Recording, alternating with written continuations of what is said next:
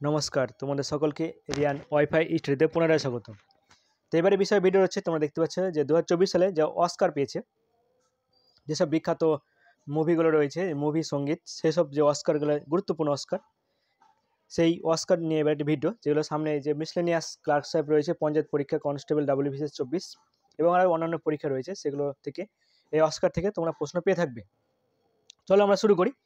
এবার দেখো, এখানে প্রথমে রয়েছে এখানে অস্কারে যে বেস্ট ফিল্ম 2024, সেটা কোন ফিল্ম হচ্ছে?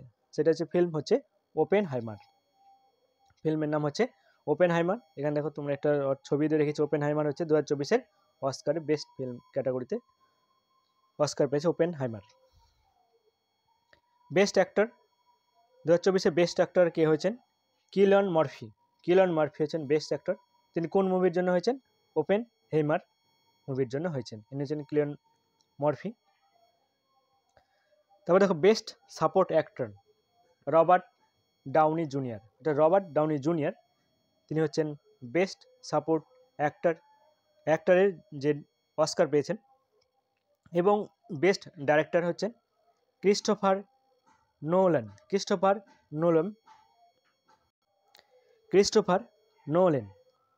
কোন মুভির জন্য পেয়েছেন? ওপেনহাইমারের জন্য বেস্ট সাপোর্ট অ্যাক্টর, অর্থাৎ পার্শ্ব যে চরিত্র রয়েছে, বেস্ট পার্শ্ব চরিত্র, রবার্ট ডাউনি জুনিয়র, তিনি আয়রন ম্যানের জন্য বিখ্যাত।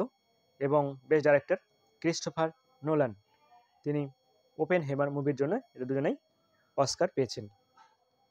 এবার দেখো বেস্ট অরিজিনাল স্কোর এবং বেস্ট ফিল্ম এডিটিং, এই দুটো বিষয়ে কোন মুভি পেয়েছে? এটা তো সে ওপেনহাইমার। এই মুভিটা পেয়েছে best original score and best film editing. Oppenheimer Oscar পেয়েছে। বেস্ট অ্যাক্ট্রেস, এবারে অ্যাক্ট্রেস হিসেবে অর্থাৎ অভিনেত্রী হিসেবে কে পেয়েছেন? এমা স্টোন বেস্ট অ্যাক্ট্রেস হিসেবে পেয়েছেন। কোন মুভির জন্য? পিওর থিংয়ের জন্য এমা স্টোন বেস্ট অ্যাক্ট্রেস অর্থাৎ সেরা অভিনেত্রী হিসাবে অস্কার পেয়েছেন। কোন মুভির জন্য? পিওর থিং মুভির জন্য। বেস্ট সাপোর্ট অ্যাক্ট্রেস অর্থাৎ সহকারী অভিনেত্রী হিসাবে যিনি অস্কার পেয়েছেন, তিনি হচ্ছেন ডেভিন জয় র্যান্ডলফ। তিনি যে মুভির জন্য পেয়েছেন দ্য হোল্ড ওভার মুভির জন্য তিনি অস্কার পেয়েছেন। ফিল্ম এবং কোন ফিল্ম পেয়েছে? যেখানে হচ্ছে আমেরিকান ফিকশন। কোন ক্যাটাগরিতে পেয়েছে?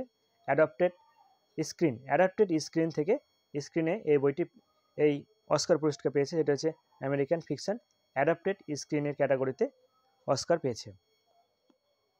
এবারে দেখো যে মুভির নাম হচ্ছে কি অ্যানাটমি অফ এ ফেল। তিনি কোন ক্যাটাগরিতে?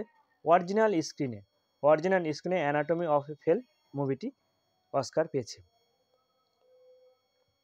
এবার দেখো দ্য বয় অ্যান্ড দ্য হিরন, এটা কোন ক্যাটাগরি পেয়েছে? Best animated feature film. এটা খুব মনে রাখবে, বেস্ট অ্যানিমেটেড ফিচার ফিল্ম। কোন ফিল্ম যে বেস্ট অ্যানিমেটেড ফিচার ফিল্মে পুরস্কার পেয়েছে? সেটা হচ্ছে দ্য বয় অ্যান্ড দ্য হিরন। এটা খুব ইম্পর্টেন্ট টপিক, এটা মনে রাখবে, এটা যে বেস্ট অ্যানিমেটেড ফিচার ফিল্মে অস্কার পেয়েছে। তারপর দেখো year is over inspired by the music of John and Yoko, এই মুভিটি অস্কার পেয়েছে কিসে? বেস্ট অ্যানিমেটেড শর্ট ফিল্ম, অর্থাৎ বেস্ট যে অ্যানিমেটেড শর্ট ফিল্ম রয়েছে, সেই শর্ট ফিল্মে যে মুভিটা অস্কার পেয়েছে সেটা হচ্ছে year is over inspired by the music of John and Yoko. তারপর দেখো ক্যাটাগরি কী আছে? বেস্ট ইন্টারন্যাশনাল ফিচার ফিল্ম, অর্থাৎ বেস্ট ইন্টারন্যাশনাল ফিচার ফিল্মে যে মুভিটা অস্কার পেয়েছে সেটা হচ্ছে the zone of interest UK. এই মুভিটি অস্কার পেয়েছে। মুভিটি অস্কার পেয়েছে। এবার দেখো ক্যাটাগরি, কোন ক্যাটাগরিতে? বেস্ট ডকুমেন্টারি ফিচার, অর্থাৎ ডকুমেন্টারি ফিচারে যে মুভিটি অস্কার পেয়েছে সেটা হচ্ছে 20 Days in মেরুপোল। এই মুভিটার জন্য বেস্ট ডকুমেন্টারি ফিল্ম হিসেবে অস্কার পেয়েছে। এবার দেখো ক্যাটাগরি বেস্ট ডকুমেন্টারি শর্ট, অর্থাৎ শর্ট ডকুমেন্টারি মুভিতে যেই ফিল্মটি অস্কার পেয়েছে সেটা হচ্ছে দ্য লাস্ট রিপেয়ার শপ। এই মুভিটি দ্য বেস্ট ডকুমেন্টারি শর্ট হিসেবে অস্কার পেয়েছে। তো এখানে দেখো 2024 সালে যে অস্কার নিয়ে যে গুরুত্বপূর্ণ বিষয়গুলো ছিল সেটা নিয়ে এখানে প্রায় যেগুলো গুরুত্বপূর্ণ সেগুলো তুলে ধরলাম। যেগুলো সামনে যে পরীক্ষা অবশ্যই এগুলো এখান থেকে একটা প্রশ্ন পেয়ে থাকবে।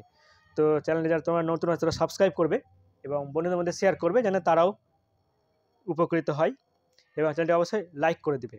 ধন্যবাদ।